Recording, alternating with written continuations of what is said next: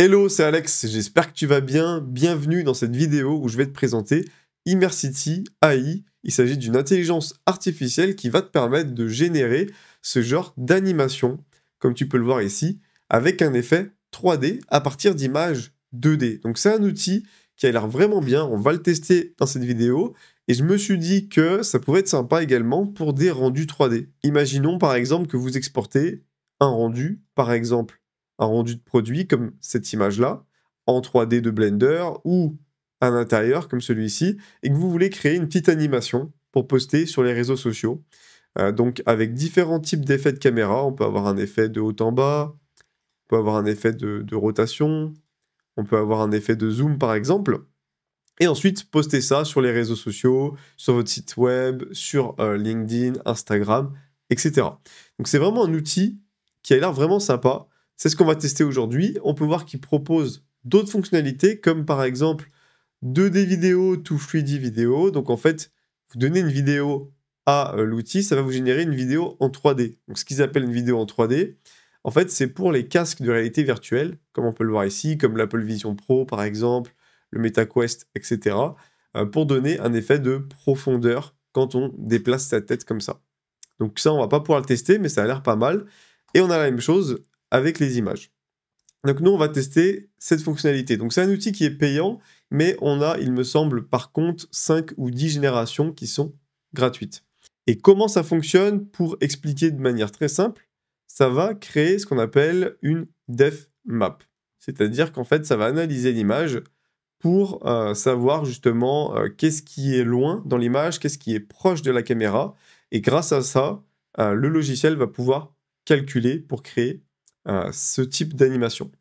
Donc on va commencer tout de suite, on va se connecter et on va directement uploader une image. Donc moi j'ai tout simplement pris cette création que j'ai pris sur Behance. Je vous mettrai le lien vers la création de la personne qui a fait ça. Pareil pour l'intérieur ici. Et on va venir uploader le rendu 3D. Donc on va venir prendre hop, cette image. Et voilà. Ok, donc là on a un résultat, déjà, je trouve qu'il est vraiment pas mal. Au niveau des options à droite, qu'est-ce qu'on va avoir? On va avoir l'option loop, ça permet de répéter l'animation en boucle. On va avoir l'option reverse, qui permet de faire l'animation en sens inverse. Et ensuite, on va avoir le type d'animation. Donc par défaut, on est en mode perspective. Moi, c'est celui que j'aime le mieux avec zoom. Je trouve que zoom, c'est aussi pas mal. Là, on a dolly. Ah oui, d'accord, donc ça change en fait ouais, la perspective. En fait, ça focus sur ça, mais on a l'arrière qui va plus ou moins s'étirer. C'est pas mal aussi. Ensuite, on a le zoom center, zoom left, zoom right, le vertical et l'horizontal. Et bien sûr, cette animation, on va pouvoir la custom dans manual settings, c'est-à-dire qu'on va pouvoir changer nous-mêmes la position sur X, Y, Z, le type d'animation, etc. On peut aller un petit peu plus loin. On peut aussi aller dans le amount of motion, c'est-à-dire qu'on peut faire un déplacement plus grand. Par exemple, si je me mets à 100%, voilà, on va faire beaucoup plus de rotation. Si je me mets sur perspective aussi et que je me mets à 100%, on va avoir un effet qui est beaucoup plus prononcé. Ensuite, on a animation length, donc c'est la durée de l'animation. Là, on est sur 8 secondes, mais on peut aller maintenant jusqu'à 10 secondes, ce qui est plutôt pas mal. On a le focus point, donc c'est sur quoi on va faire le focus. Donc ça, c'est pour mettre le focus sur le sujet principal de l'image. Ensuite, on a edge dilation, donc là, ça va être vraiment sur les contours de l'objet. On peut voir que des fois les contours bug un peu, ça peut un petit peu étirer, et en changeant ces paramètres, voilà, là par exemple c'est tout flou. Je ne sais pas si ça va bien se voir à l'image, mais voilà, on va pouvoir gérer les contours. Si je me mets sur 0, voilà, ça fait une sorte de traînée bizarre derrière. Donc par défaut, sur 40%, je trouve que c'est là où ça marche le mieux. Et ensuite on a la depth map qu'on va pouvoir modifier, donc on peut quand même aller assez loin. Donc tout ce qui est proche de la caméra, c'est tout ce qui tend le plus vers le blanc, et tout ce qui est loin de la caméra, c'est tout ce qui tend le plus vers le noir. On a un pinceau. Ici, on choisit la couleur. Donc far, c'est-à-dire loin, c'est le noir. Et near, c'est-à-dire proche, c'est le blanc. Et on va pouvoir utiliser la petite pipette ici, par exemple, pour reprendre la couleur, pour pouvoir ensuite redessiner si jamais ça n'a pas très bien marché. Donc on va pouvoir modifier la depth map nous-mêmes, changer la taille du pinceau, charger comment dire, si on a un pinceau qui est très net ou un pinceau qui est beaucoup plus soft, etc., etc. Et on peut zoomer et vraiment travailler notre image.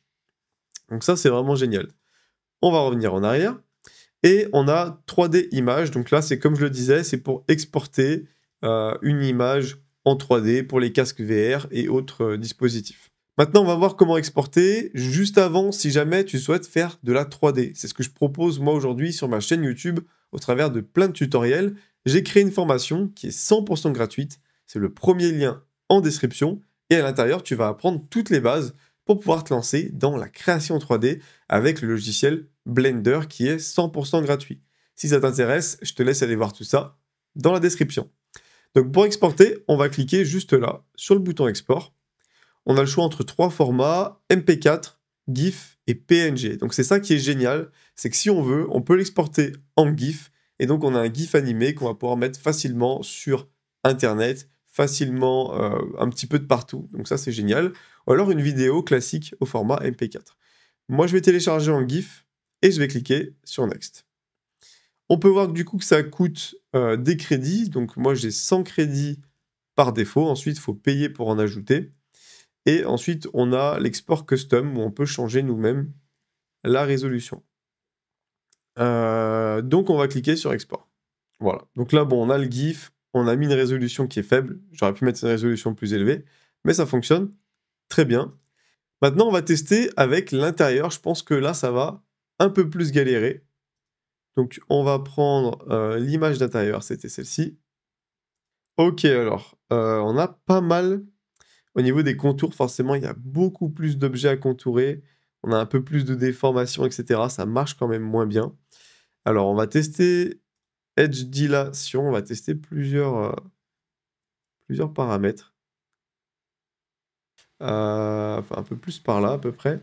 Par contre, oui, il n'a pas très bien déformé la table. Donc après, le but, voilà, aller sur la def map et essayer de redéfinir un petit peu.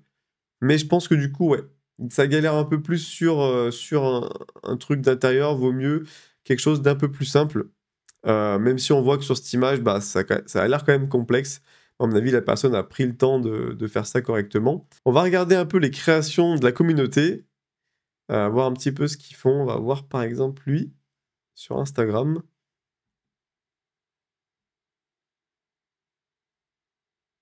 Ouais, vraiment pas mal. On dirait une image qui a été générée par l'IA, concrètement, et ensuite qui a été mise dans Immersity. On va voir par exemple là, vu que là il y a de la forêt.